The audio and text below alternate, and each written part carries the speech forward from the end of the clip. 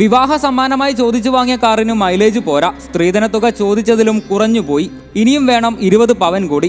ഇങ്ങനെ എണ്ണിയാലൊടുങ്ങാത്ത കാരണങ്ങൾ. പറഞ്ഞു വരുന്നത് നിലമേലിലെ 22കാരി വിസ്മയ നേരിട്ട പീഡനങ്ങളെക്കുറിച്ചാണ്. ഡോക്ടർ ആവുക എന്ന ലക്ഷ്യത്തെ പിന്തുടർന്നവളായിരുന്നു. ആയിടെയാണ് കുടുംബം വിസ്മയക്ക് കല്യാണം തരപ്പെടുത്തുന്നത്. വരൻ മോട്ടോർ വാഹന ഉദ്യോഗസ്ഥൻ. കല്യാണം കഴിഞ്ഞ് ദിവസങ്ങൾക്കകം തന്നെ ഉപദ്രവം തുടങ്ങിയിരുന്നു.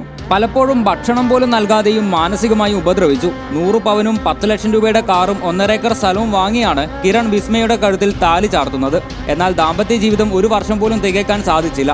അതിനു മുന്നേ അവളെ കൊന്നുകളഞ്ഞു. വിസ്മയയുടെ ജീവിതവും മരണവും വിരൽ ചൂണ്ടുന്നത് നമ്മുടെ സാമൂഹിക ക്രമക്കേടിന്റെ പൊള്ളത്തരങ്ങളിലേക്ക് കൂടിയാണ്. വിദ്യാസമ്പന്നയായ ഒരു പെൺകുട്ടി തനിക്ക് നേരെ നടന്ന സകല അതിക്രമങ്ങളും സഹിച്ച് ജീവിച്ചത് സമൂഹത്തെ കൂടി പേടിച്ചാണ്. അതൊക്കെ ചുമ്മാ ദേഷ്യം വരുമ്പോൾ പറയുന്നത് അങ്ങനെയൊക്കെ തന്നെ മക്കളെ ജീവിതം എന്ന് പറയുന്നത്.